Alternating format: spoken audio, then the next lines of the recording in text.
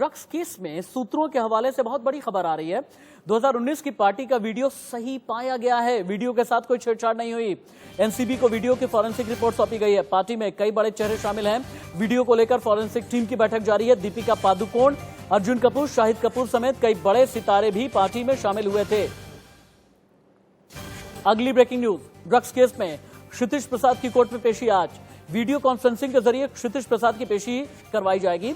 NCB ने अदालत से क्षितिज की 9 दिन की रिमांड मांगी है। क्षितिज की एनसीबी ने 9 दिन की रिमांड मांगी है। क्षितिज की ड्रग पेडलर से साठगांठ थी। एनसीबी का कहना है क्षितिज ड्रग्स रखने के अलावा सप्लाई भी करता था।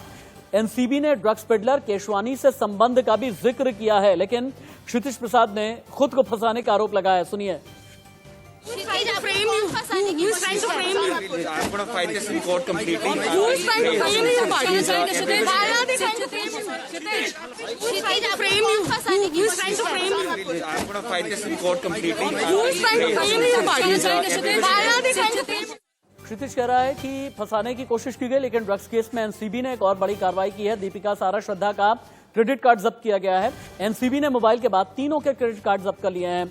एनसीबी दीपिका, सारा, श्रद्धा के ऑनलाइन पेमेंट की जांच करेगी। फॉरेंसिक जांच से सबूत तलाशेगी एनसीबी।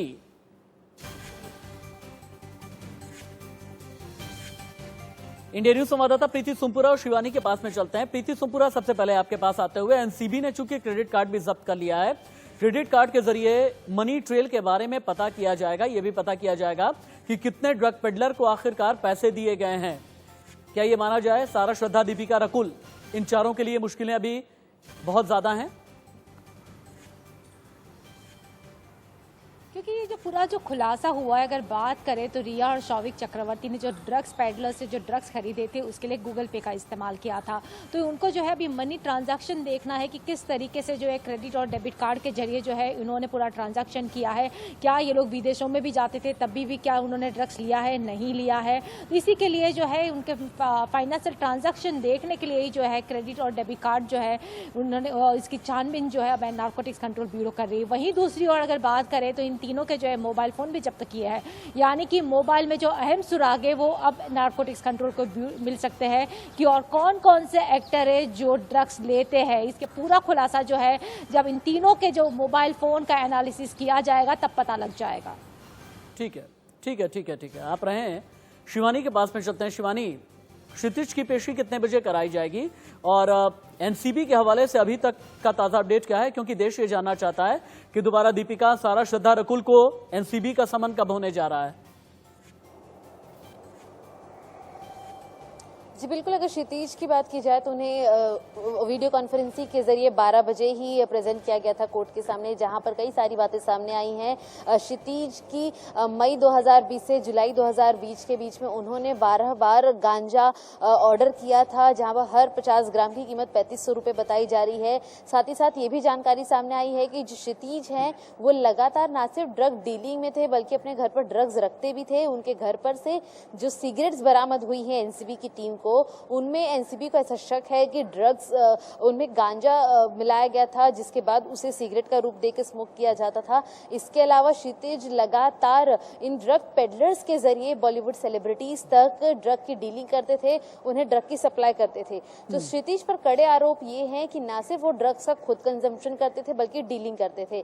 दूसरी बात खास ये हो गई है कि यहाँ पर क्षितिज जो है उन्होंने जब यहाँ पर हमारे सामने आया, जब उनसे पूछा गया तो उन्होंने बताया कि उन्हें बस फ्रेम किया गया है, उनका नाम यहाँ पर जबरदस्ती खींचा जा रहा है, उनके घर पर या उनके बैग से किसी भी तरह के ड्रग्स नहीं निकले हैं। वहीं एनसीबी के पास क्षितिज को लेकर काफी ज्यादा पुख्ता, कड़े और सख्त सबूत मिल चुके हैं। तो अब ये तो तय हो गया है कि क्षितिज द्वारा कई सारे नए ड्रग पेडलर्स के नाम सामने आएंगे, जिसके बाद एनसीबी जो लगातार मुंबई में कई जगहों पर छापे कर रही है और ड्रग पेडलर का नाम क्षितिज के जरिए भी सामने आएगा और सारा, श्रद्धा, दीपिका और रकुल के जरिए भी सामने आएगा। क्योंकि सूत्रों की माने तो दीपिका पहले एनसीबी के सामने गोलमोल जवाब देने लगी, लेकिन जब एनसीबी ने सख्ती से सवाल पूछे तो दीपिका ने के बाद कई राज उगले हैं। 1 मिनट की रिपोर्ट।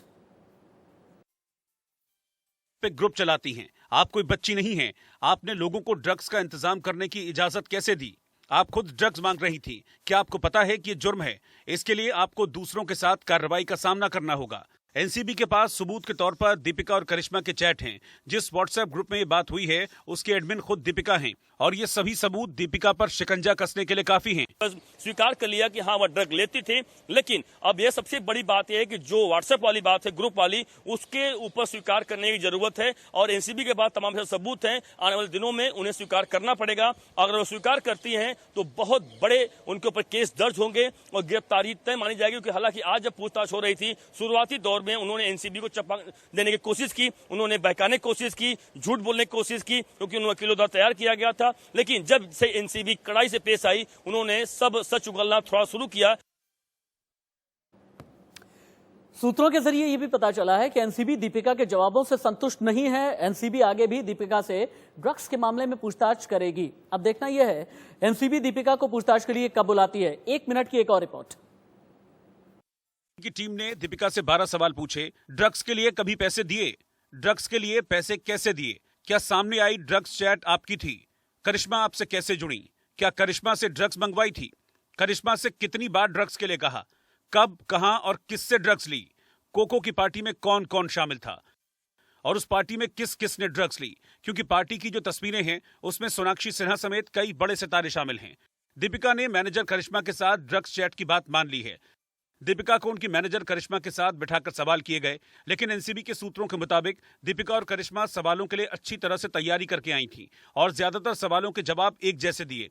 और पूछताछ तो हुई उनसे, लेकिन यह साफ है कि एनसीबी के अधिकारी उनके तमाम जवाबों से संतुष्ट नहीं है। इसलिए आने वाले दिनों में फिर से एक बार बुलाया जाएगा और इस बार कड़ाई से और पूछताछ की जाएगी, क्योंकि वह बहुत कुछ अभी भी छुपा रही हैं जो एनसीबी को जानना है, वह अब तक वह नहीं बता रही हैं। कारण साफ है कि एनसीबी को लग गया है कि इनकी चाल समझ में आ गई है, लेकिन अगली बार जब बुलाएंगे एनसीबी तो उनके चाल जितनी भी चलेंगी वह सभी के सभी नाकाम होने वाले हैं।